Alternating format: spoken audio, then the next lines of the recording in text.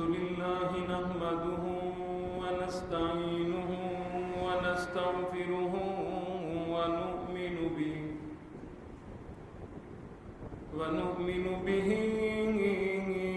ونتوكل عليه ونعوذ بالله من شرور أنفسنا ومن سيئات أعمالنا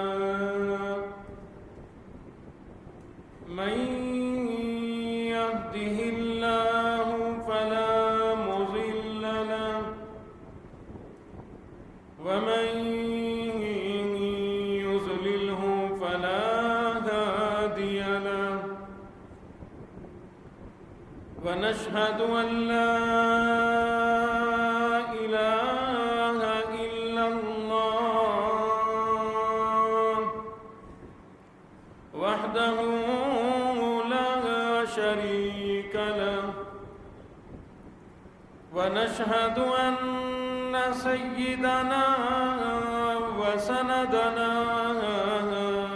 ونبينا وشفيعنا وهادينا ومرشدنا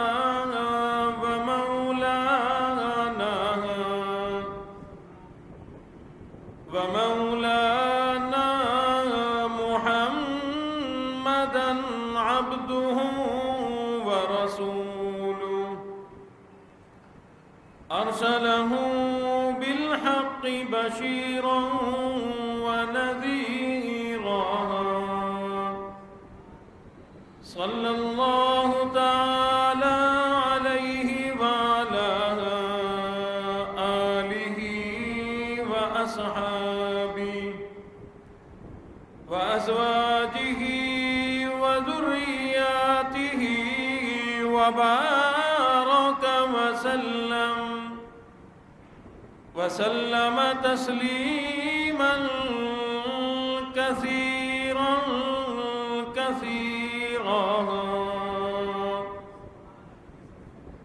أما بعد فأعوذ بالله السميع العليم من الشيطان الرجيم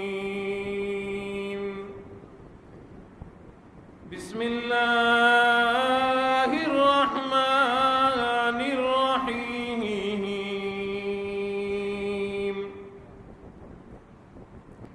وإذ ابتلى إبراهيم ربه بكلمات فأتمهن قال إني جاعلك للناس إماما قال ومن ذريتي قال لا ينال عهد الظالمين وقال الله تبارك وتعالى في مقام آخر ولنبلونكم بشيء من الخوف والجوع ونقص من الأموال والأنفس والثمرات وبشر الصابرين صدق الله مولانا العلي العظيم وبلغنا رسوله النبي الكريم ونحن على ذلك لمن الشاهدين والشاكرين والحمد لله رب العالمين اللهم صل على محمد وعلى آل محمد كما صليت على إبراهيم وعلى آل إبراهيم إنك حميد مجيد. اللهم بارك على محمد وعلى آل محمد كما باركت على إبراهيم وعلى آل إبراهيم إنك حميد مجيد.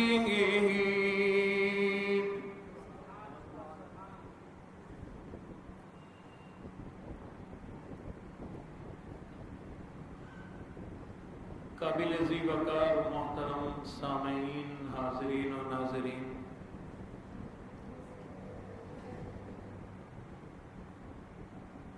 اللہ رب العزت نے انسانیت کی فلاح و بہبود اور دنیا آخرت کی کامیابی کے لیے انبیاء اکرام علیہ الصلاۃ والسلام کو دنیا کے اندر مبعوث فرمایا. ہر نبی کو اللہ نے الگ الگ مقام مرتبہ عطا فرمایا. انہی انبیاء اکرام کی جماعت میں سیدنا ابراہیم علیہ الصلاۃ والسلام اللہ کے بڑے برگزیدہ نبی ہیں، اللہ کے مقدس و مطہر نبی ہیں، جن کو اللہ نے اپنا خلیل بنایا، جنہیں خلیل اللہ کا لقب عطا فرمایا. قرآن مجید اگر پڑھیں تو قرآن مجید کے بے شمار آیات میں، بے شمار صفحات میں حضرت ابراہیم علیہ الصلاۃ والسلام کی قربانیوں کا تذکرہ ملتا ہے. آپ کہیں گے قربانی تو ایک ہی ہے، وہی 3 دن کی ہوتی ہے، یہ قربانیاں کہاں سے آ گئی؟ ان قربانیوں سے مراد قربانی کے 3 دن نہیں بلکہ ابراہیم علیہ السلام کی ساری زندگی ہے.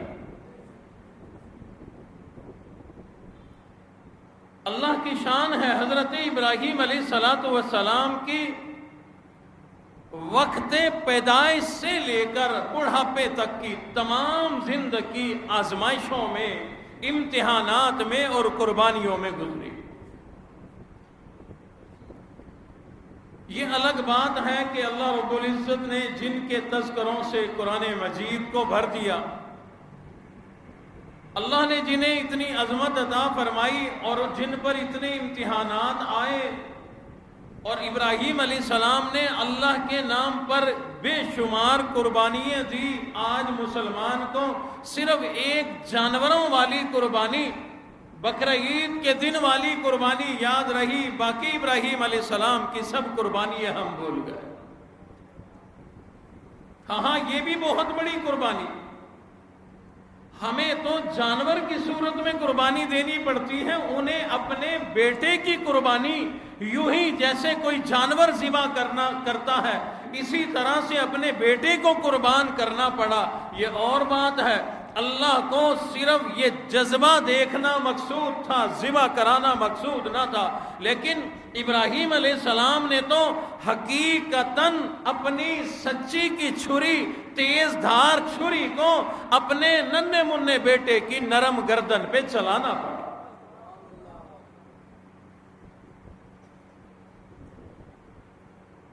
زندگی میں بے شمار آزمائشیں حضرت ابراہیم علیہ السلام پر آئی. یہ کوئی نعوذ باللہ اللہ رب العزت ابراہیم علیہ السلام کو پریشان نہیں کرنا چاہتے تھے، مصیبتوں میں ہی نہیں ڈالنا چاہتے تھے کہ میں آزماتا رہوں. نہیں، بلکہ اللہ نے ایک قاعدہ بنایا، اللہ نے اصول بنایا. وہی باتیں ابراہیم علیہ السلام کی زندگی میں سبق کے طور پر ہمیں ملتی ہیں، وہ سیکھنی اور ان پر عمل کرنی چاہیے. ایک تو ابراہیم علیہ السلام نے ہمیں یہ بات سمجھائی اپنی زندگی کی قربانیوں سے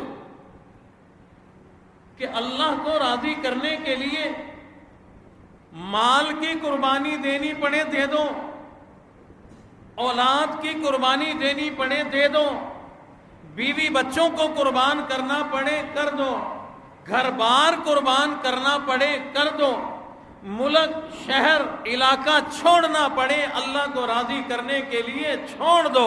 قصہ مختصر، ابراہیم علیہ السلام فرماتے ہیں ہر چیز کی قربانی، آنکھوں کی قربانی، زبان کے جملوں کی قربانی، دل کے جذبات کی قربانی، دماغ کی سوچوں کی قربانی، مال دولت تمام زندگی کی قربانی، اللہ جب مانگے دے دو۔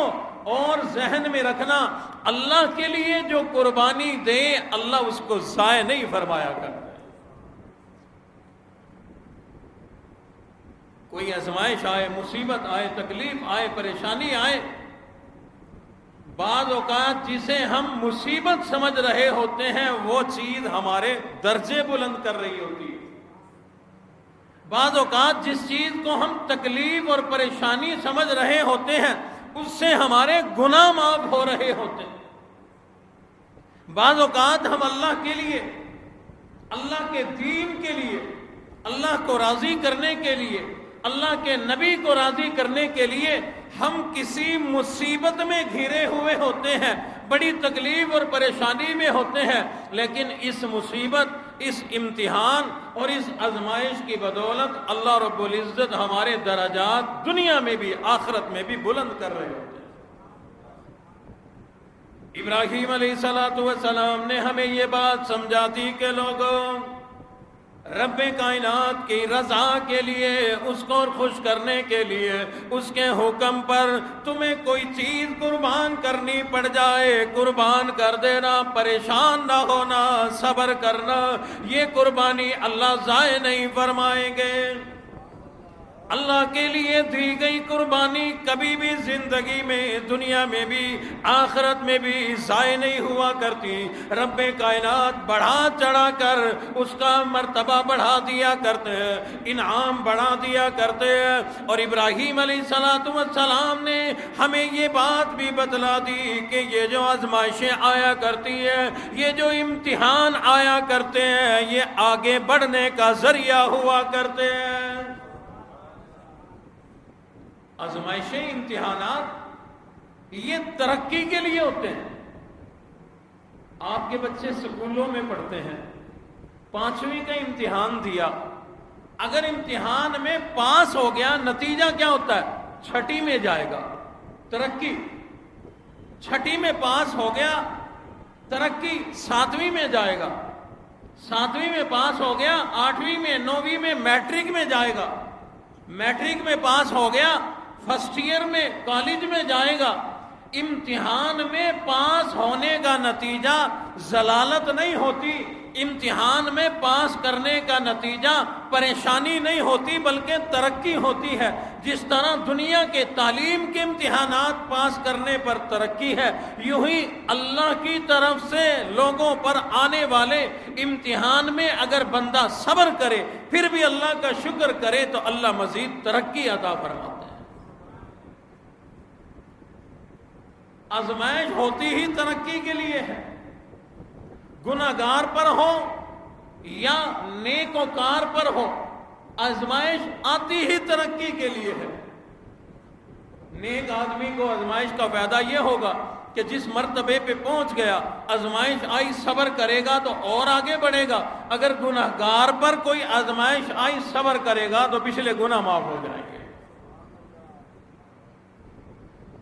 بہرحال یہ دنیا آزمائش کی ہی جگہ ہے، ہر آدمی کسی نہ کسی آزمائش میں ہے، اپنے اپنے مرتبے کے برابر۔ امیر کی آزمائش اور ہے، غریب کی آزمائش اور ہے، بادشاہ کی آزمائش اور ہے، فقیر کی اور ہے، حکمران کی آزمائش اور ہے، محکوم عوام کی آزمائش اور ہے۔ خلیفہ ہارون الرشید نے ایک خواب دیکھا، امام ابو یوسف رحمۃ اللہ علیہ سے اس کی تعبیر پوچھی کہ میں نے یوں یوں خواب دیکھا ہے. انہوں نے تعبیر نہیں بتلائی بلکہ کہا آج شام کا سورج غروب ہونے سے پہلے 100 اونٹ صدقہ کر دو. پتہ چلا تھا بھی کوئی بلا آنے والی ہے، کوئی مصیبت آنے والی ہے، یہ صدقہ ہو جائے گا. اللہ کی شان. کچھ عرصہ گزرا، ایک غریب آدمی نے بالکل وہی خواب دیکھا، ہوں بہو وہی خواب دیکھا. اس آدمی نے آ کر بھی امام ابو یوسف رحمۃ اللہ علیہ سے اپنا خواب سنا دیا. میں نے یوں یوں خواب دیکھا ہے، مجھے اس کی تعبیر بتلا دو. وہ کہنے لگے، اللہ والے فرمانے لگے تعبیروں کو چھوڑو، جاؤ کوئی چھوٹا موٹا بکری کا بچہ ذبح کر دے یا ایک مرغی ذبح کر دے. اس نے جا کر ذبح کر دی. اس سے پہلے بادشاہ نے بھی 100 اونٹ ذبح کر کے صدقہ کر دیے. جب یہ غریب آدمی کے خواب کا بادشاہ کو، خلیفہ ہارون الرشید کو پتہ چلا، امام ابو یوسف کے پاس چل کر آ گئے اور کہنے لگے او اللہ والے، وہی خواب میرا، وہی اس غریب آدمی کا، لیکن میرے خواب پر 100 اونٹ قربان ہوتے ہیں، اس غریب کے خواب پر ایک مرغی قربان ہوتی ہے. کہا یہ کیا بات، انصاف نہیں ہوا. وہی خواب میں دیکھوں تو 100 اونٹ لگے، ایک غریب دیکھے تو ایک مرغی لگ جائے. امام ابو یوسف رحمۃ اللہ علیہ فرمانے لگے او اللہ والے، تو مالدار آدمی ہے، تو بادشاہ آدمی ہے، تو حکمران آدمی ہے، تو نے سلطنت کا نظام چلانا ہے، تو نے حکومت چلانی ہے، تو نے بادشاہت چلانی ہے. اگر تو ڈگمگا جاتا، تیرے اوپر اگر کوئی آفت اور مصیبت آ جاتی، تو اکیلا پریشان نہ ہوتا، یہ لاکھوں لوگ جو تیری عوام ہے یہ بھی پریشان ہو جاتے. وہ غریب آدمی اگر اس کا نقصان ہوتا تو کتنا ہوتا. غریب آدمی کا کیا نقصان ہوگا، 1000 2000 کا نقصان ہوگا. ایک پرچون والے کا کتنا نقصان ہوگا، 10,000 کا نقصان ہو جائے گا. لیکن ایک بہت بڑا تاجر، اس نے بہت بڑا مال رکھا ہو، اس کا لاکھوں کروڑوں کا نقصان ہوگا. تو بڑا آدمی ہے، بادشاہ ہے، تیرا نقصان سب کا نقصان ہے. اس لیے ہم نہیں چاہتے تھے کہ تیرے اوپر کوئی مصیبت آئے، تیرے اوپر کوئی آفت آئے. اس لیے تجھے آفت مصیبت سے بچانے کے لیے 100 اونٹ قربان ہوئے، اور اس غریب آدمی کو مصیبت سے بچانے کے لیے ایک مرغی کافی ہے. یعنی امیر آدمی بھی آزمائش میں ہے، غریب بھی. لیکن امیر آدمی کی آزمائش اور ہے، غریب کی آزمائش اور ہے، بادشاہ کی آزمائش اور ہے، فقیر کی آزمائش اور ہے. لیکن ہے ہر آدمی آزمائش کی صورتحال میں، ہر آدمی کو اللہ نے کسی نہ کسی امتحان میں مبتلا کر رکھا ہے. ابراہیم علیہ السلام نے ہمیں یہی بات سمجھا دی. زندگی کے کسی موقع پہ، کسی موڑ پر، کسی موقع پر بھی اللہ کی طرف سے کوئی آزمائش آ جائے، پریشان نہیں ہونا، غم زدہ نہیں ہونا. کوئی امتحان آ جائے، رولا نہیں ڈالنا، جزا پزا نہیں کرنی، بلکہ اس رب کا حکم سمجھتے ہوئے اگر اس پر صبر کرو گے، یہ امتحان میں اگر تم کامیاب ہو جاؤ گے، تمہاری ترقی ہو جائے گی. امتحان ترقی کے لیے آتے ہیں. آزمائشیں، مصیبتیں، بیماریاں، یہ سب چیزیں انسان کے بھلے کے لیے. لیکن اس بھلے کو انسان برداشت نہیں کر سکتا. کوئی آدمی کہے کہ میں ساری زندگی سکھی گزاروں، میرے قریب کوئی تکلیف نہ آئے، میرے نزدیک کوئی بیماری نہ آئے. ایک صاحب مجھے کہنے لگے قاری صاحب بڑی اچھی زندگی گزاری میں نے، ساری مال بھی دیا اللہ نے، نوکری بڑی اچھی تھی، صحت بھی تھی، اولاد بھی، آگے اولادوں کی اولاد بھی ہو گئی، ہر خواہش پوری ہوئی. اب بڑھاپے میں بڑی تکلیفیں آ رہی، اب بڑھاپے میں بڑی پریشانی آ رہی. میں نے اس کو یہ بات عرض کی کہ ابراہیم علیہ السلام کی زندگی سے سبق لو. تکلیف، آزمائش، امتحان لینے والا اللہ ہے، اسی کی طرف سے یہ سب کچھ آتا ہے۔ آزمائش، بیماری، تکلیف، یہ سب کچھ اللہ کی طرف سے آتی ہے۔ جوانی میں دے دے، بڑھاپے میں دے دے، جب دے اس کی مرضی، اور کسی کو آزمائے کسی کو نہ آزمائے اس کی مرضی، کسی کو بغیر آزمائش کے جنت دے دے اس کی مرضی، کسی کو آزما کر امتحان دے کر پاس کرا کے جنت دے اس کی مرضی۔ ہم نہ تو یہ سوال کر سکتے ہیں کہ ہم پر یہ آزمائش کیوں ڈالی گئی، اور نہ ہی ہم یہ کہہ سکتے ہیں کہ فلاں امتحان آزمائش میں نہیں ہے، وہ صحت مند ہے میں بیمار ہوں، وہ مالدار ہے میں غریب ہوں، وہ سکھ میں ہے میں دکھ میں ہوں، وہ یوں ہے میں یوں ہوں۔ نہیں نہیں، یہ جملے تو زبان پر لانے ہی نہیں چاہیے، لوگوں سے مقابلہ کبھی نہیں کرنا چاہیے۔ ایک آدمی کہہ رہا تھا، سمجھدار آدمی، کہ اگر مقابلہ کرنا ہی ہے تو اپنے آپ سے کرو، اپنے آپ سے اپنا مقابلہ کرو۔ جو آدمی اپنے آپ سے اپنا مقابلہ کرتا ہے وہ ہمیشہ ترقی کرتا ہے، چاہے دنیا کیوں نہ ہو، حکومت کیوں نہ ہو، مال و دولت اور کاروبار کیوں نہ ہو۔ جو خود کا مقابلہ کرتا ہے وہی ترقی کرتا ہے۔ حضرت ابراہیم علیہ السلام ابھی دنیا میں تشریف نہیں لائے، آزمائش پہلے شروع ہو گئی۔ نجومیوں نے بادشاہ نمرود کو بتلا دیا، ایک بچہ ایسا دنیا میں آنے والا ہے جو تیرا تختہ الٹ دے گا، تیری حکومت کو ختم کر دے گا، تیری بادشاہت کو ختم کر دے گا۔ اس کو اپنی حکومت کی فکر لاحق ہو گئی۔ اس نے بھی جیسے فرعون نے حکم جاری کیا تھا کہ جو بھی لڑکا پیدا ہو اس کو قتل کر دیا جائے، اس نے بھی وہی حکم نامہ جاری کر دیا، جو لڑکا پیدا ہو قتل کر دیا جائے۔ ابراہیم علیہ السلام کی اماں کو بڑی فکر ہوئی کہ اگر میرا بیٹا پیدا ہو گیا اس کا کیا بنے گا۔ اس کے دل میں یہ بات آئی، ابراہیم علیہ السلام کی اماں کے دل میں یہ جب بچے کی پیدائش کا وقت آیا، ابراہیم علیہ السلام کی اماں ایک پہاڑ کی غار کے اندر جا کر ٹھکانہ لے لیا۔ اللہ کے حکم سے، اللہ کی قدرت سے بیٹا، لڑکا، بچہ ابراہیم پیدا ہو گیا۔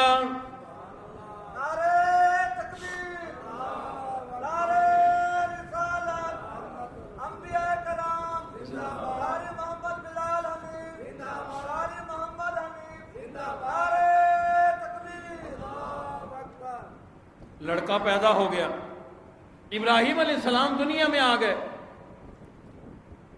اب بیٹے کی پیدائش پہ سب خوش ہوتے ہیں، ابراہیم علیہ السلام کی اماں پریشان، کیا بنے گی؟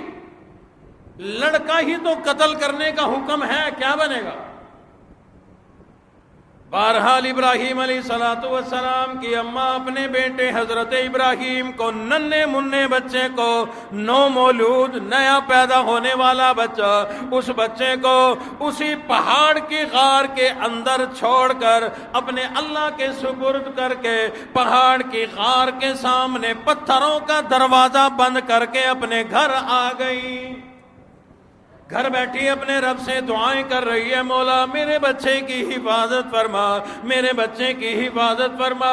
ابراہیم علیہ السلام کی اماں کو کیا پتا اللہ اس کی کیسے حفاظت فرمائیں گے، کیسے اس کو بڑھا چڑھا کر جوان کریں گے، پھر اپنا نبی بنائیں گے، اپنا خلیل اللہ بنائیں گے۔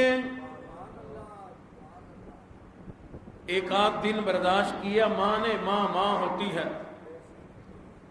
ایک دن گئی ہے چھپ چھپا کر کہ کوئی میرا پیچھا نہ کرے، دوڑ کر وہاں پہاڑ پر جب پہنچی، غار جب سامنے آئی تو چیخ نکل گئی۔ کیوں؟ وہ جو پہاڑ کی غار کا منہ بند کرنے کے لیے پتھر لگایا تھا، دروازہ بنایا تھا، وہ پتھر ہٹا پڑا۔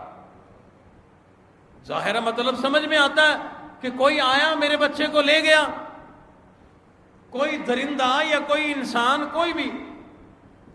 बहरहाल कहने लगी आगे जाकर देखूं तो सही मेरा बच्चा किस हाल में है। दौड़कर जब गार के अंदर दाखिल हुई, अल्लाह की कुदरत देखकर हैरान हो गई, अल्लाह की कुदरत को देखकर परेशान हो गई कि अपने बेटे के जब दौड़कर बिल्कुल करीब आई है, दिल में ख्याल पैदा हुआ मेरा बच्चा भूखा और प्यासा है। आगे बढ़कर जब देखा बच्चे ने एक उंगली और अंगूठा अपने मुंह के अंदर लिया हुआ है। मां समझ गई मेरा बेटा भूखा है, प्यासा है, इसीलिए अपनी उंगलियां चूस कर गुजारा कर रहा है। आगे बढ़ी, बच्चे को उठाया कि इसको फौरन अपना मैं दूध पिला दूं। अपने बच्चे की मुंह से जब उंगली और अंगूठा बाहर निकाला, अल्लाह की कुदरत देखकर हैरान हो गई। एक उंगली से दूध और एक उंगली से शहद निकल रहा था। आजमाइश तो आई, लेकिन जब सब्र किया अल्लाह ने फौरन इनाम अता फरमाया। इब्राहिम अलैहिस्सलाम की जिंदगी हमें यही बात समझाती है। लोगों, ठीक है, ये जानवर वाली कुर्बानी, बकरा ईद वाले दिन की कुर्बानी का भी अल्लाह ने हुक्म दे दिया। ये इब्राहिम अलैहिस्सलाम की भी सुन्नत है, हमारे नबी की भी सुन्नत है, अल्लाह का हुक्म है, इस दिन ये काम करना चाहिए। बल्कि हुजूर अलैहिस्सलाम ने इरशाद फरमाया, ऐ सहाबा इकराम की जमात, ईद उल अजहा के दिन, बकरा ईद के दिन किसी मोमिन का उस आदमी से अच्छा और बेहतर अमल ही नहीं हो सकता जो अल्लाह की राह में जानवर कुर्बान करे। यानी सबसे बेहतरीन अमल बकरा ईद के दिन जानवर ज़िबा करना है, कुर्बानी देना है, ये इतना बड़ा अमल। लेकिन हजरत इब्राहिम फरमाते हैं, लोगों तुम्हारी ये कुर्बानी भी ठीक, लेकिन देखो तो सही मेरी जिंदगी में मैंने क्या क्या और कितनी कुर्बानियां दी है, कितने इम्तिहान आए हैं।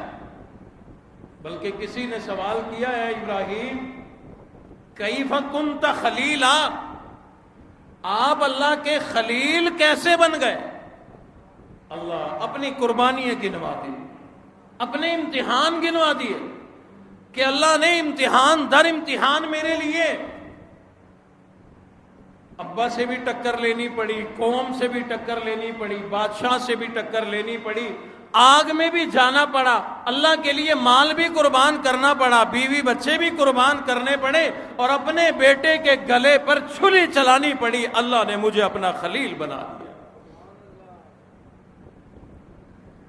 इसलिए इस दुनिया में रहते हुए आजमाइशें आएंगी।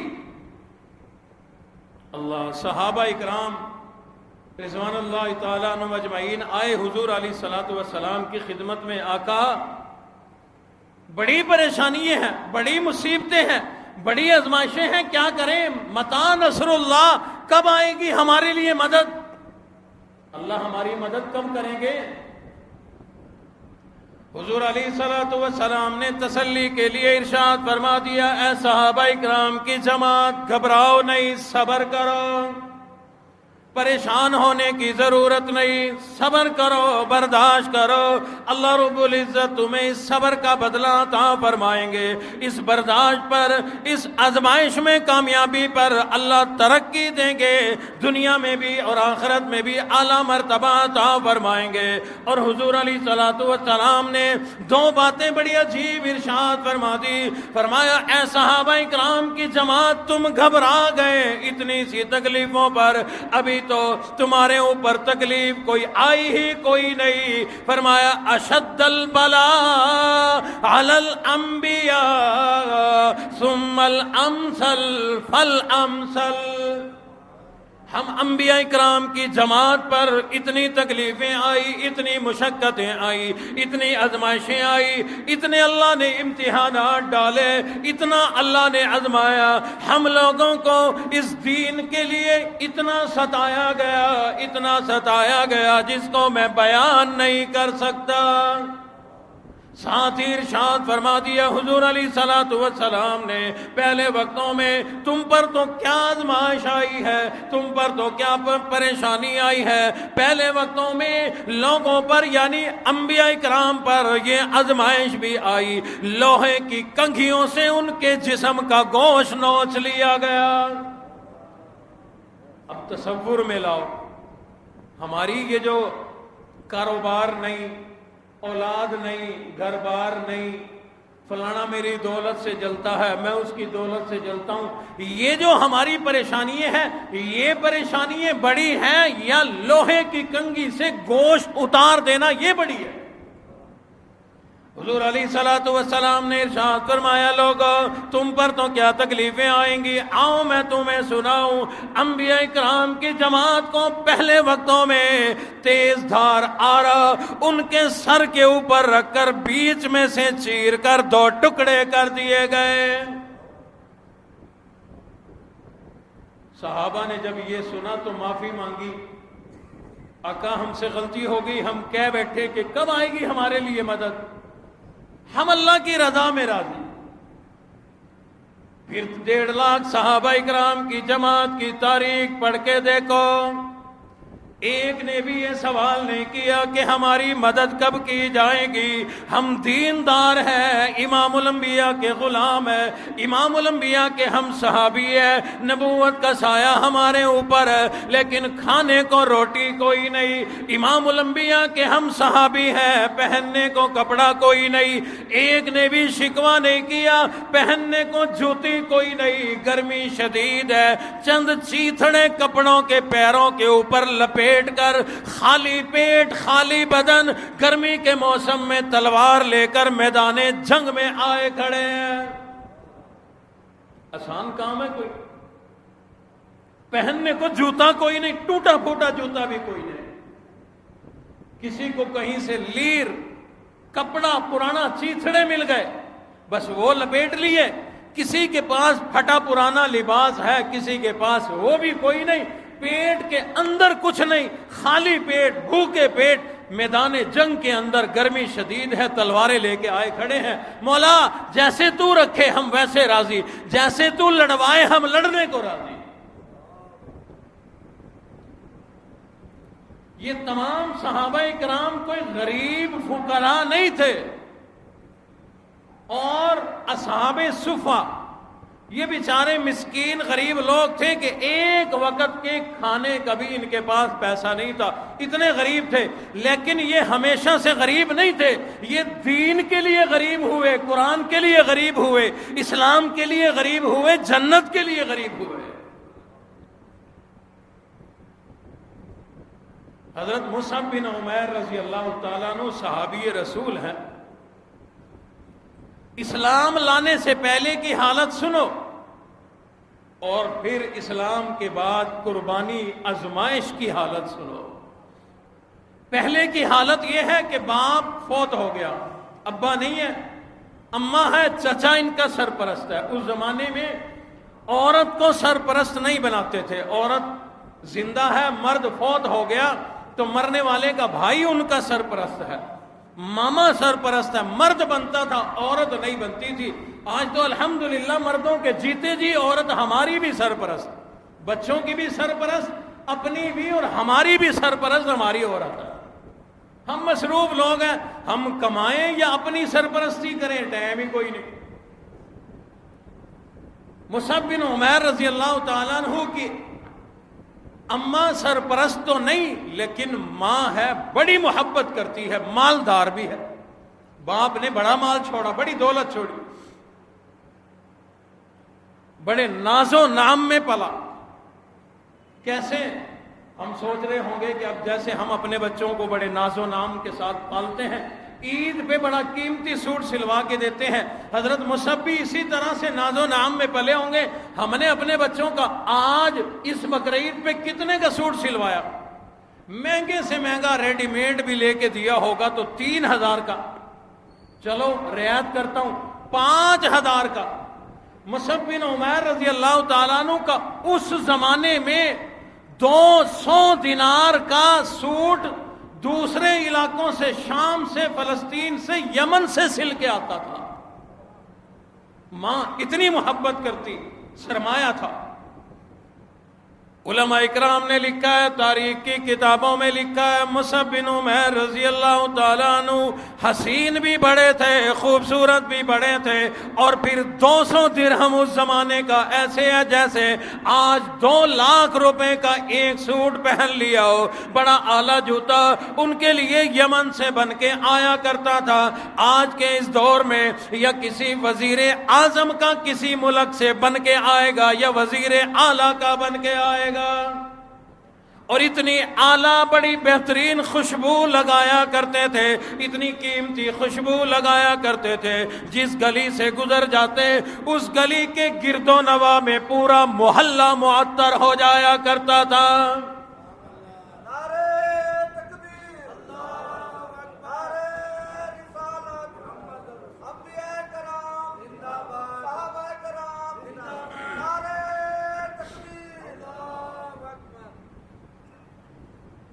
صحابہ اکرام کہتے ہیں کہ حسین اتنا تھا حضرت مصعب بن عمیر رضی اللہ تعالیٰ عنہ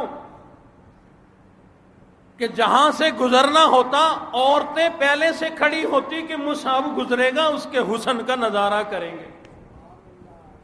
گفتگو میں اتنی شائستگی تھی، اتنی مٹھاس تھی، اور ایسی بہترین گفتگو کرتے تھے کہ لوگ انتظار میں ہوتے تھے، دعائیں کرتے تھے کہ کاش مصعب آ جائے، آج اس کی گفتگو سن کے دل تو خوش کرے۔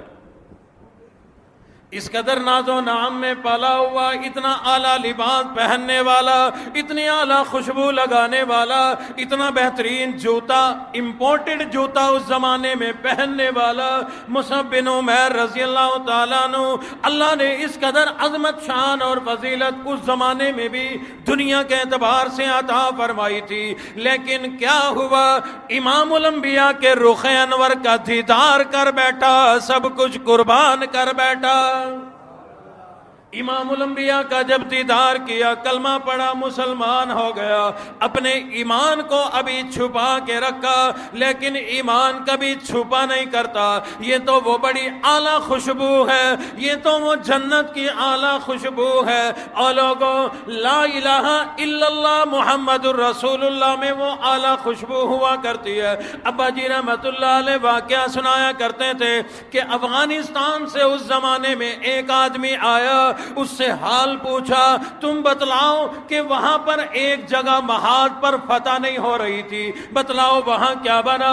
اس نے کہا الحمدللہ اس وقت فتح ہو گئی، لیکن ایک بڑا عجیب واقعہ اس نے سنایا۔ ایک روسی تھا جس کو گرفتار کیا، لیکن بعد میں اس نے کلمہ پڑھا، مسلمان ہو گیا۔ روس کے لوگ ملحد ہیں، یعنی نہ عیسیٰ علیہ السلام کو مانتے ہیں، نہ موسیٰ علیہ السلام کو مانتے ہیں، نہ داؤد، نہ ابراہیم، نہ میرے اور آپ کے نبی رسول اللہ صلی اللہ علیہ وسلم کو مانتے ہیں، نہ اللہ کو مانتے ہیں۔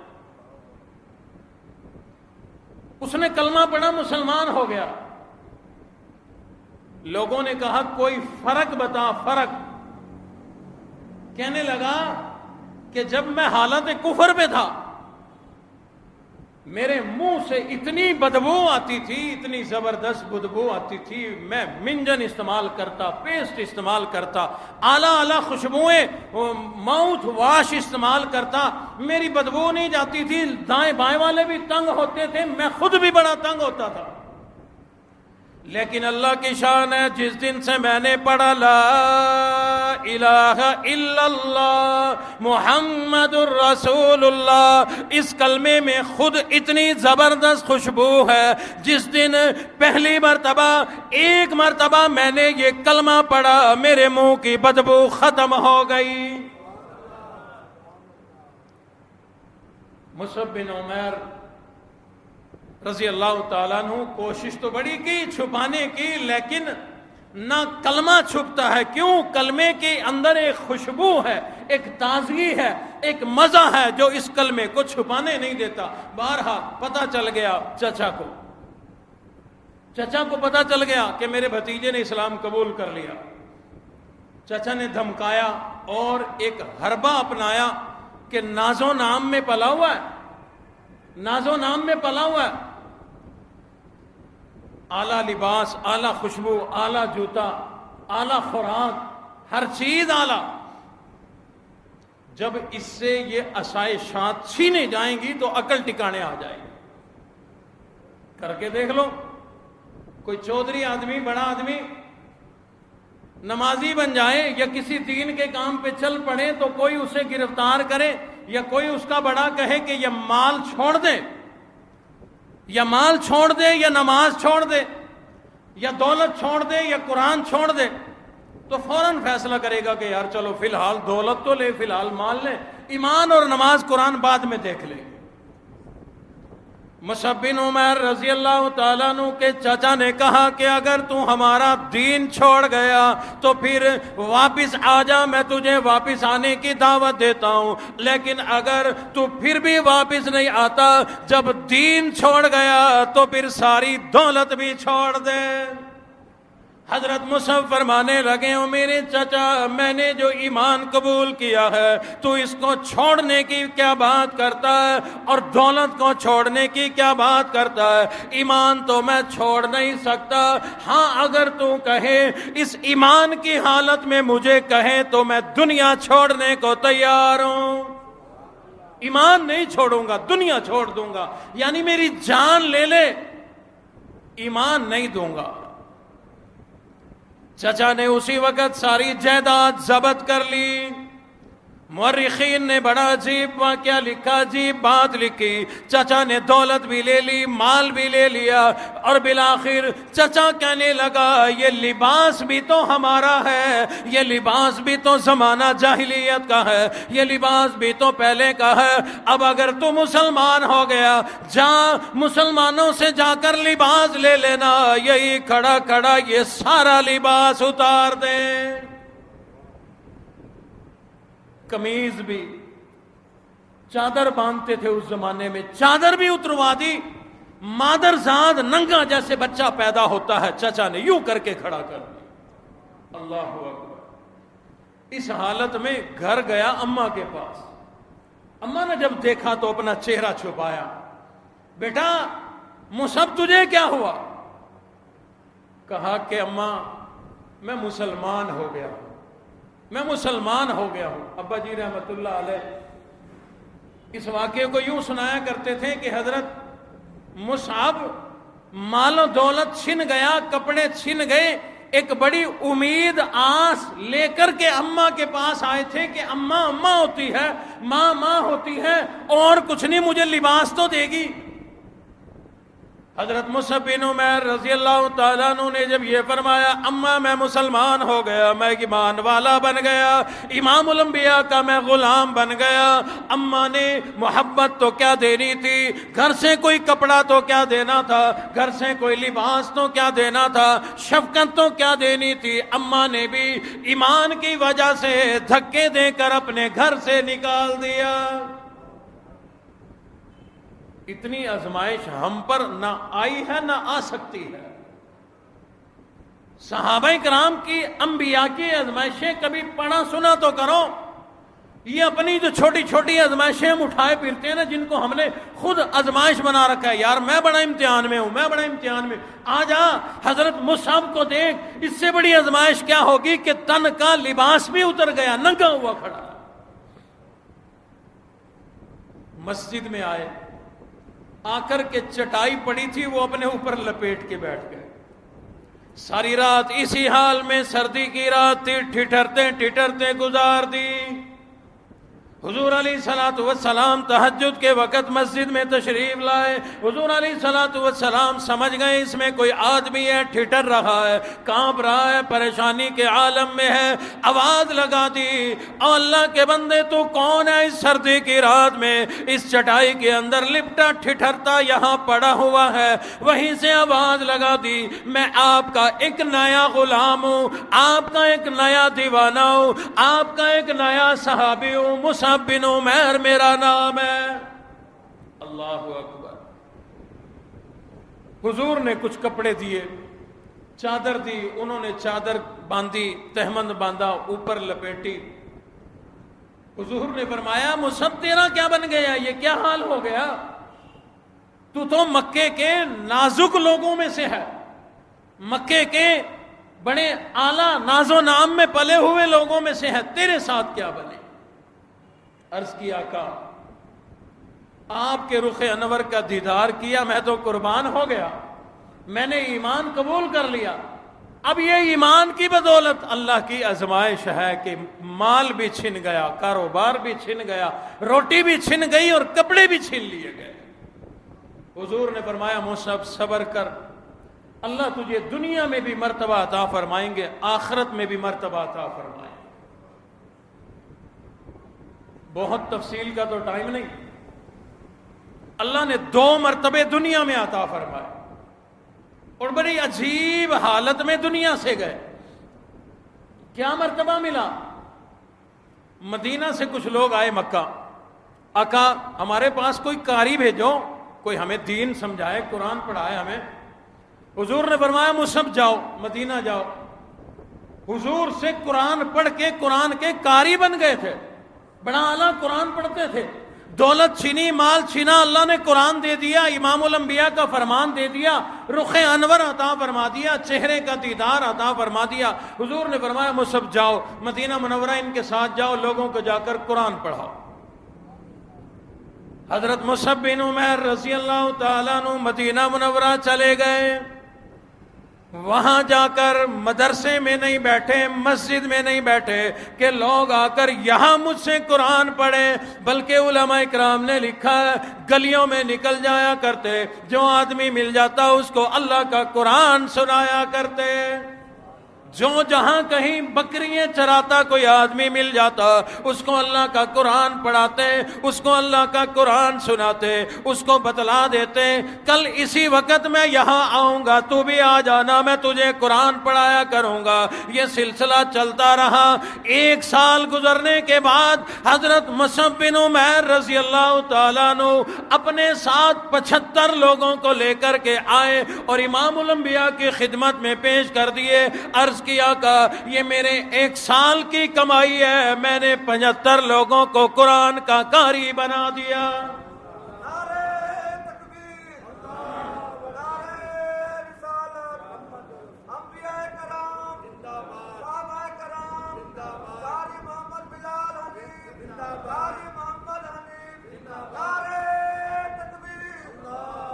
آزمائشوں پہ جب صبر کیا، وہ لباس چھینا، وہ نخرے چھینے، وہ نزاکت چھینی، وہ اچھے کھانے چھینے، سب کچھ چھن گیا۔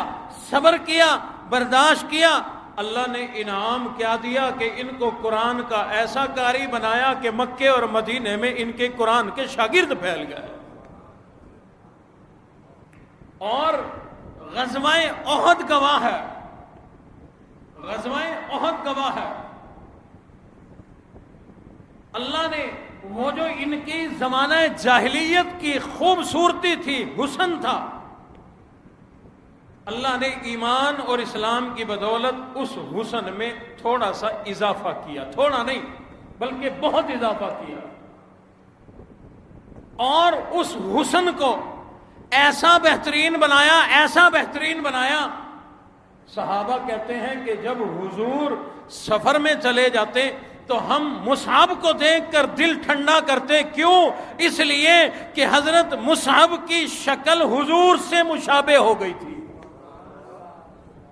جنگ احد میں جب حضرت مصعب شہید ہوئے، کفار بھی یہ سمجھے کہ ہم نے حضور کو شہید کر دیا، بس انہوں نے نعرہ بلند کیا، صحابہ بھی پریشان ہو گئے کہ حضور شہید ہو گئے، صحابہ رو اٹھے، چلا اٹھے۔ بالآخر حضرت ابوبکر صدیق نے بتلایا لوگوں گھبرانے کی ضرورت نہیں، حضور بالکل صحیح سلامت ہیں، یہ تو حضرت مصعب شہید ہوئے ہیں، اللہ نے ان کو مقام اور درجہ شہادت کا عطا فرمایا ہے۔ جب حضور باہر تشریف لائے، لوگوں نے دیکھا تو لوگوں کو تسلی ہوئی، پتہ چلا اللہ نے یہ انعام دیا ایمان کی بدولت، آزمائشوں پہ صبر کی بدولت، کہ ان کے چہرے میں اللہ نے وہ حسن عطا فرمایا جو والضحیٰ چہرے میں حسن رکھا گیا تھا۔ شہید ہو گئے، شہید کا کفن اس کا اپنا لباس ہوا کرتا ہے۔ اللہ کی شان، 200 کا سوٹ یمن سے سلوا کے پہنے والے کے بدن پر شہادت کے وقت اتنا کپڑا کوئی نہیں کہ کفن پورا بن جائے۔ صحابہ نے عرض کی آقا مصحف کی حالت یہ ہے، چادر اتنی چھوٹی ہے، سر ڈھانپتے ہیں تو پاؤں کھلتے ہیں، پاؤں ڈھانپتے ہیں تو سر کھلتا ہے۔ حضور نے فرمایا سر ڈھانپ دو، پیروں کی طرف ازخر جو گھاس ہے اس کے پتے ڈال دو۔ یعنی اشارہ تھا اس بات کی طرف کہ دنیا میں دین، ایمان، قرآن، اسلام، اللہ کی رضا کے لیے جو قربانی دینی پڑے دے دو، جو امتحان آئے صبر کرو، آزمائش آئے صبر کرو۔ یہ دنیا فانی ہے، یہ دنیا مچھر کے پر کے برابر بھی اس کی قیمت نہیں ہے۔ اللہ فرماتے ہیں یہ اتنی بے قیمت ہے، یہ دنیا جیسے کیسے گزار لو، اللہ کو راضی کر کے جاؤ، اللہ بڑے سے بڑا مرتبہ آگے عطا فرمائیں گے۔ اور صرف یہی نہیں کہ آزمائشوں پر صرف جنت ملتی ہو، بھی صرف جنت ہی جنت ملے گی، میں بتلا چکا ہوں۔ حضرت مصعب بن عمیر کو اللہ نے دنیا بھی دی، کیا کہ قرآن کا زبردست قاری بنایا اور ان کا چہرہ حضور کے مشابہ بنا دیا اللہ نے۔ سمجھنے والوں کے لیے یہ بہت بڑی عظمت ہے، بہت بڑی فضیلت ہے۔ بہرحال اللہ کی طرف سے آنے والی ان آزمائشوں پر اگر صبر کیا جائے تو یہ ترقی کا ذریعہ بنتی ہیں۔ جیسے میں نے عرض کیا، پھر دہراتا ہوں کہ کسی جماعت میں، 5ویں جماعت میں کوئی امتحان دیتا ہے، پاس ہو گیا تو ترقی ہو کے 6ٹھی میں جاتا ہے۔ 6ٹھی کا امتحان دیا، پاس کیا تو ترقی ہو کے 7ویں میں جاتا ہے، 8ویں میں جاتا ہے، 9ویں 10ویں میں جاتا ہے، 11ویں 12ویں میں۔ یہ ترقی ہے۔ یوں ہی انسان کی زندگی ہے، اگر امتحان ایک پاس کر لیتا ہے تو اللہ اسے دین، دنیا، آخرت میں ترقی عطا فرماتے ہیں۔ بعض اوقات یہ امتحان، یہ آزمائشیں، بیماری، کوئی کسی مصیبت میں پھنس گیا آدمی، اس کی کئی ساری وجوہات ہوتی ہیں۔ حدیث شریف کے مطابق ایک وجہ یہ ہے کہ آدمی کوئی گناہ ایسا جان بوجھ کر یا نہ چاہتے ہوئے کر بیٹھا، جان بوجھ کر یا نہ چاہتے ہوئے، ارادتاً یا غیر ارادی طور پہ گناہ اس سے ہو گیا، تو اللہ چاہتے ہیں کہ اس کا یہ گناہ دنیا میں معاف ہو جائے۔ اللہ چاہتے ہیں یہ گناہ اس کا دنیا میں معاف ہو جائے، تو اللہ رب العزت کوئی آزمائش، کوئی امتحان، کوئی تکلیف، کوئی بیماری، کوئی قرضہ چڑھا دیا، کوئی اور تکلیف اللہ ایسی دیتے ہیں کہ اس تکلیف پر یہ صبر کرتا ہے، اس صبر کی بدولت اللہ رب العزت اس کے گناہ معاف کر دیتے ہیں۔ یوں کہوں اس گناہ کی سزا بیماری، تکلیف کی صورت میں دنیا میں دے دیتے ہیں، آخرت کے عذاب سے اللہ محفوظ کر لیتے ہیں۔ بعض اوقات ایک نہایت غریب آدمی ہے، میں مثال دے رہا ہوں کہ اس پر زکوٰۃ بھی فرض کوئی نہیں، جب زکوٰۃ فرض نہیں تو حج بھی اس پہ فرض کوئی نہیں، لیکن اللہ سے دعا مانگ رہا ہے مولا حج کرا دے، مولا حج کرا دے۔ ہے غریب آدمی، جیب میں 500 روپے نہیں ہے اور دعا حج کی مانگ رہا ہے، یعنی 5 لاکھ کی دعا مانگ رہا ہے۔ حضور علیہ الصلوۃ والسلام نے فرمایا اللہ نے اس کی تڑپ کو قبول فرما لیا، یہ جو دعا کر رہا ہے نا حج، اللہ نے قبول فرما لیا، لیکن اب پیسے تو ہے نہیں، جائیں کیسے؟ جائیں کیسے؟ فرشتہ تھوڑی اس کو اٹھا کے وہاں پھینک کے مارے گا، جانا تو اسباب سے، جہاز میں ٹکٹ لے کے پیسے خرچ کر کے جانا پڑے گا، روٹی کھانی پڑے گی، انسان ہے، ساری ضروریات پوری کر کے حج کرنا پڑے گا۔ تو یوں ہوتا ہے بعض اوقات اللہ کسی پہ ایسی کوئی تکلیف یا مصیبت میں پھنسا دیتے ہیں، ادھر کسی مالدار کے دل میں اللہ رحم ڈالتے ہیں کہ غریب آدمی ہے، بالکل مفلس آدمی ہے، اس کا میں کیا کروں کہ اس کی کیا مدد کروں؟ مالدار کے دل میں آتا ہے کہ یار تو نے حج کرنا ہے، وہ کہتا ہے میں غریب آدمی ہوں، میں کیسے کروں گا؟ وہ کہتا ہے کہ پیسے میں دیتا ہوں، جا تو اللہ کے گھر کا حج کر کے آ۔ پیسہ اس کا، اور اس غریب کی دعا قبول ہوئی، اس دعا سے پہلے آزمائش آئی، مصیبت آئی، تکلیف آئی، اس میں یہ پستا رہا، صبر کرتا رہا، اللہ اس کی بدولت اپنے گھر بیت اللہ کی زیارت نصیب فرما دیتے ہیں۔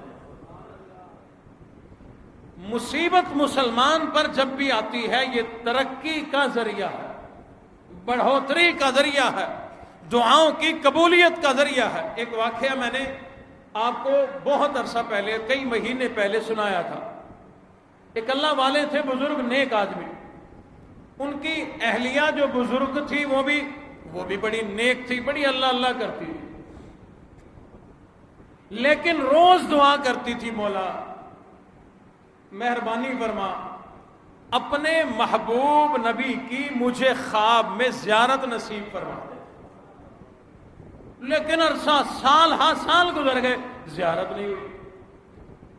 एक दिन वो अल्लाह वाली अपने शौहर उस बुजुर्ग और नेक आदमी के पास आ गई और आकर के कहने लगी, ओ अल्लाह वाले, बड़े बड़े लोग तेरी खिदमत में आया करते हैं, तो उनको बड़े वजीफे बताया करता है, ये वजीफा पढ़ो नमाजी बन जाओगे, ये वजीफा पढ़ो नेक बन जाओगे, ये वजीफा पढ़ो औलाद मिल जाएगी, ये वजीफा पढ़ो मुसीबतें खत्म हो जाएंगी। आजा आज मुझे भी कोई वजीफा दे दे, मेरी भी एक ख्वाहिश है, अरसा गुजर गया, मेरी वो ख्वाहिश पूरी नहीं हो रही, मेरी वो दुआ पूरी नहीं हो रही। फरमाया बतला तेरी क्या तमन्ना है, तेरी क्या आरज़ू है, तेरी क्या हसरत है। कहने लगी नमाजें भी पूरी पढ़ती हूँ, तमाम इबादत पूरी किया करती हूँ, लेकिन मेरी तमन्ना है कि ऐ काश मेरा अल्लाह मेरे नबी की मुझे ख्वाब में ज़ियारत करा दे। बड़े अरसे से ये तमन्ना लिए फिरती हूँ, मेरी ये दुआ कबूल नहीं हो रही। इन्होंने कहा अच्छा ये दुआ, हाँ जी मेरी तो बड़ी तड़प है ये कि जिंदगी में दीदार मिल जाए इमामुल अंबिया का।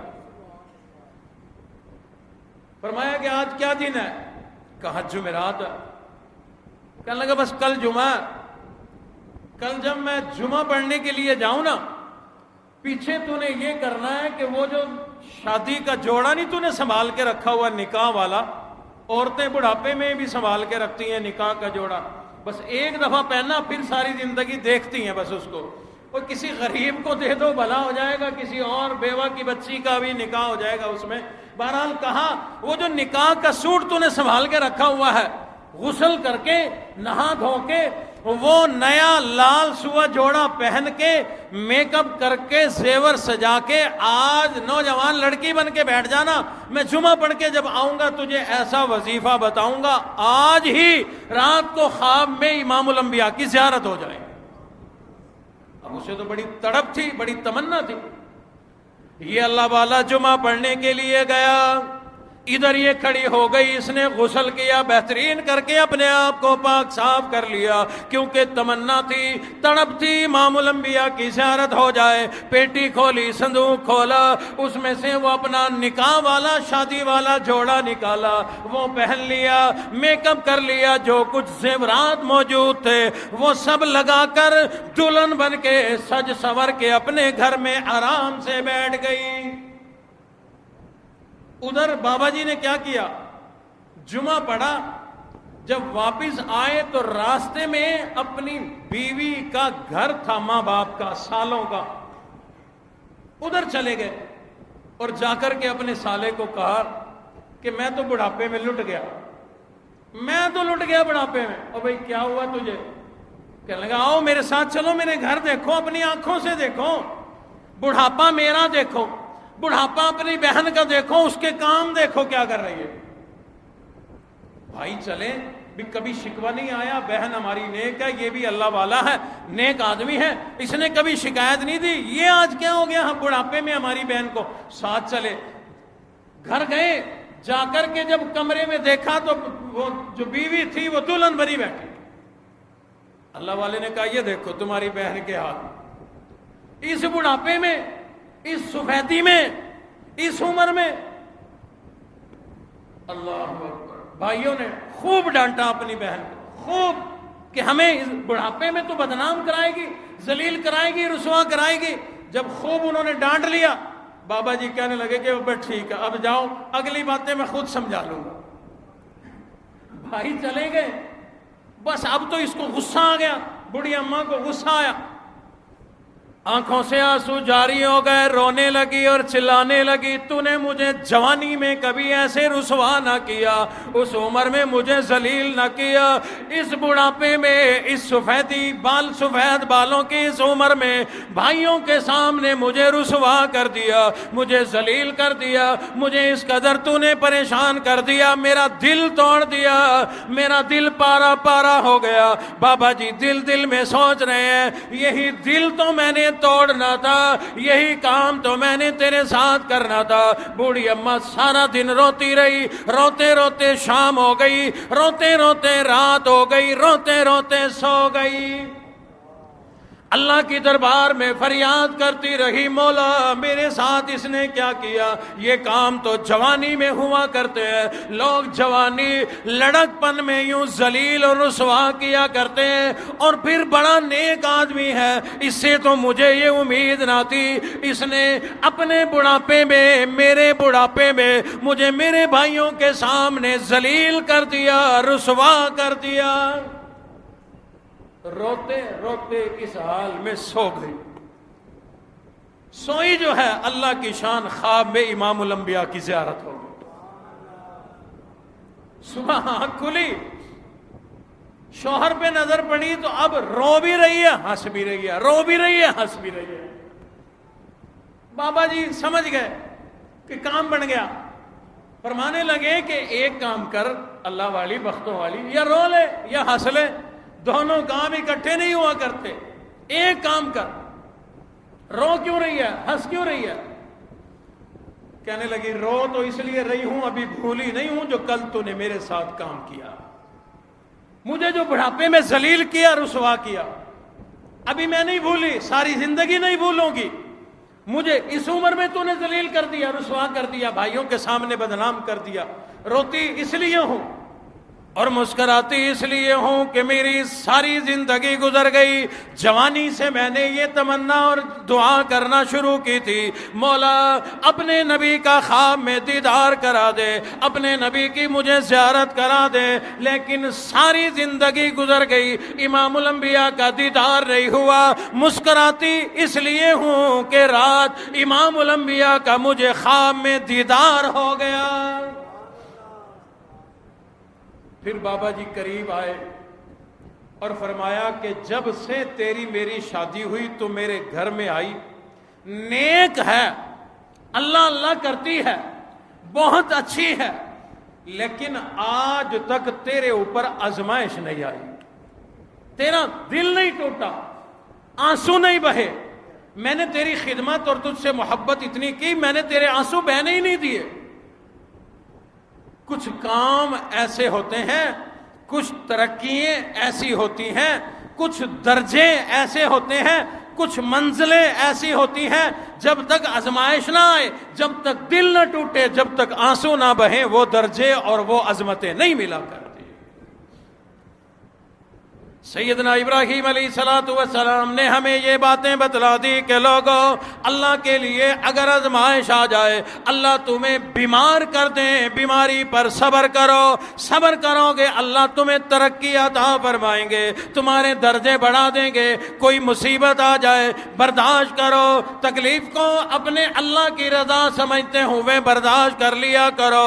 ये तकलीफ पर सब्र करना, ये बीमारी पर सब्र करना, ये गुर्बत पर सब्र करना, ये बेसरो सामानी पे सब्र करना, तुझे दुनिया में भी दर्जे दिलवाएगा, आखिरत में जन्नत के आला मर्तबे दिलवाएगा। अर्ज करने का मकसद ये, इंशाअल्लाह अगले जुमे में भी और ईद उल अजहा के खुतबे में भी आपको सैयदना इब्राहीम अलैहिस्सलाम की जिंदगी ही बतलाई जाएगी। इब्तिदान मैंने ये मुख्तसरन यूं अर्ज कर दिया कि हमें हजरत इब्राहीम अलैहिस्सलाम से सिर्फ ये जानवरों की कुर्बानी और गोश्त खाना ही मिला या कुछ और भी मिला है?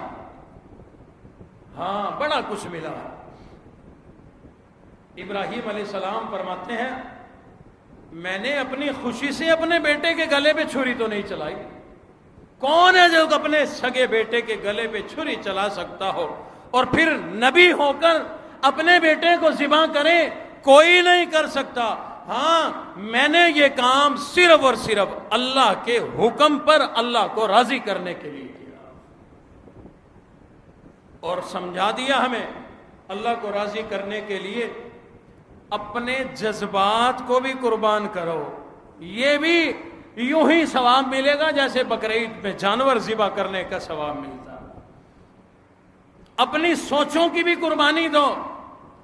آپ کی سوچ میں یہ بات آتی ہے کہ اگر سودی کاروبار کریں گے بڑا مالدار بن جاؤں گا، اگر جھوٹ والا دھوکے والا کاروبار کروں گا بڑا مالدار بن جاؤں گا۔ حضرت ابراہیم علیہ السلام فرماتے ہیں نہیں نہیں، اپنی سوچوں کو بھی قربان کر دے اللہ کی رضا کے لیے۔ اللہ سود کو پسند نہیں کرتے، اللہ جھوٹ کو پسند نہیں کرتے، اللہ رب العزت فراڈ اور دھوکے کو پسند نہیں کرتے، بلکہ ایمانداری سچائی بھلائی کو اللہ پسند کرتے ہیں۔ تیرے دل میں جو شیطانی وسواس اٹھ رہے ہیں، یہ کر لے بادشاہ بن جائے گا، وہ کر لے بڑا وزیر بن جائے گا، ایسے کاروبار کر بڑا تاجر بن جائے گا، فرمایا اپنی ان اٹھنے والی تمناؤں کو بھی اللہ کے لیے قربان کر دے۔ ٹھیک ہے تو تاجر نہ بنا، مالدار نہ بنا، لیکن اللہ کا مقبول بندہ ضرور بن جائے گا۔ ساتھ ہی اللہ رب العزت نے ہمیں یہ بات سمجھا دی، ابراہیم علیہ السلام کو بھی آزمایا گیا، ایوب علیہ السلام کو بھی آزمایا گیا، نوح علیہ السلام کو بھی آزمایا گیا، آدم علیہ السلام پر بھی آزمائش آئی، یوسف علیہ السلام پر بھی آزمائش آئی، عیسیٰ علیہ السلام پر بھی امتحانات آئے۔ تمام کے تمام نبیوں نے صبر کیا، صبر کا مظاہرہ کیا۔ اللہ نے جس نے جتنا صبر کیا اس نبی کو اتنا بڑا مرتبہ عطا فرما دیا۔ وَإِذِ ابْتَلَىٰ إِبْرَاهِيمَ رَبُّهُ بِكَلِمَاتٍ فَأَتَمَّهُنَّ۔ اللہ فرماتے ہیں میں نے اپنے ابراہیم پر، حضرت ابراہیم علیہ السلام پر ایک دو نہیں بلکہ بے شمار امتحانات بھیجے، بے شمار آزمائشیں ڈالی، بے شمار تکلیفیں ڈالی۔ میرا بندہ ابراہیم تمام کے تمام امتحانوں میں کامیاب ہو گیا۔ اللہ نے فرمایا اے ابراہیم تو کامیاب ہو گیا، اور جب کوئی کامیاب ہو جاتا ہے تو پھر انعام ملا کرتا ہے۔ اللہ نے فرمایا اے ابراہیم تیرے امتحان سارے ٹھیک ہو گئے، تو کامیاب ہو گیا۔ قال انی جاعلک للناس اماما۔ اے ابراہیم تیرا پہلا انعام یہ ہے، تیرے بعد اب جتنی بھی نسل انسانی آئے گی تجھے تمام کے تمام نسل انسانی کا امام بنا دیا۔ اور بے شمار اللہ نے انعامات عطا فرمائے، قربان جائیں۔ ابراہیم علیہ السلام نے جب خود انعام پایا نا، اللہ نے فرمایا انی جاعلک للناس اماما، تجھے امام بنا دیا۔ جھولی پھیلا دی مولا، یہ انعام تو میرے لیے ہے، وَمِن ذُرِّيَّتِي، اور میری نسل کو بھی تو کوئی انعام دو، یہ ملتان والوں کو بھی تو کوئی انعام دو۔ اللہ اکبر۔ میں کہتا ہوں ان کی جو نسل سے محبت ہے، اس محبت کی بدولت اللہ نے ابراہیم علیہ السلام کی بے شمار ادائیں اس امت کو بطور شریعت کے عطا فرمائی۔ یہ جو قربانی ہے انہی کی یادگار ہے، اور بے شمار ایک لمبی فہرست ہے جو ان کی یادگار ہے۔ بہرحال اللہ رب العزت سے دعا ہے ہمیں انبیاء، صحابہ، اہل بیت، اسلاف کی قربانیوں کو سمجھنے کی توفیق عطا فرمائے۔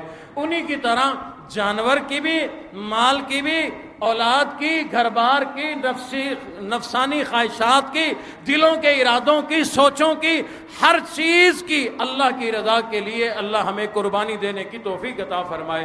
وآخر الدعوانا ان الحمدللہ رب العالمین۔ اللہم صلی علی سیدنا و مولانا محمد وبارک وسلم وسلم علیہ۔ اللہم اعنا علی ذکرک و شکرک و حسن عبادتک۔ ربنا آتنا فی الدنیا حسنہ وفی الآخرۃ حسنۃ وقنا عذاب النار وادخلنا الجنۃ مع الابرار یا عزیز یا غفار۔ اللہم اشف مرضانا ومرضى المسلمین، اللہم اشف مرضانا ومرضى المسلمین۔ رب کائنات ہم سب کے صغیرہ کبیرہ گناہوں کو معاف فرما دے۔ مولا ہم بحیثیت مسلمان ہر آزمائش کے لیے تیار ہیں، انشاءاللہ ہم صبر کریں گے، لیکن آپ کے محبوب نبی نے خود ارشاد فرمایا، لوگوں اللہ سے آزمائش نہ مانگو، اللہ سے امتحان نہ مانگو۔ مولا ہم سوال نہیں کرتے، اگر ہم پہ کوئی آزمائش آ جائے تو ہمیں صبر کی توفیق عطا فرمانا، اللہ ہم پر کوئی امتحان آ جائے تو ہمیں جرت اور استقلال عطا فرمانا، صبر کرنے کی توفیق عطا فرمانا۔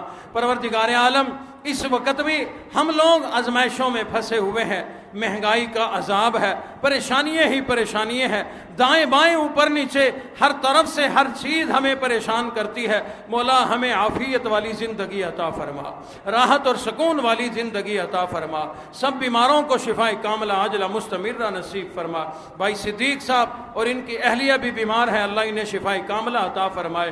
ایک خاتون ہے نسیم اکرم صاحب ہیں باہر برطانیہ میں، ان کی والدہ محترمہ کچھ دنوں سے پچھلے کئی دنوں سے بیمار بھی ہیں، دعاؤں کے لیے کہا، اللہ انہیں شفائے کاملہ عاجلہ مستمرہ نصیب فرمائے۔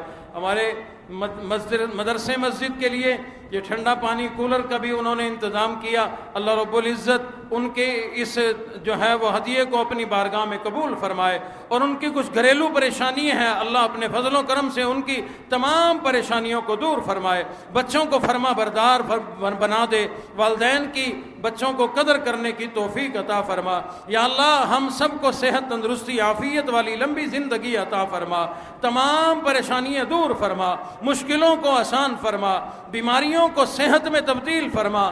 یا اللہ جو بے نمازی ہیں ان کو نمازی بنا دے، قرآن کی دولت سے مالا مال فرما دے۔ یا اللہ ہمیں ہماری اولادوں کو نیک بنا، یا اللہ دین پڑھنے سمجھنے اور عمل کرنے کی ہمیں توفیق عطا فرما، ہماری تمام دعاؤں کو شرف قبولیت عطا فرما۔ ربنا تقبل منا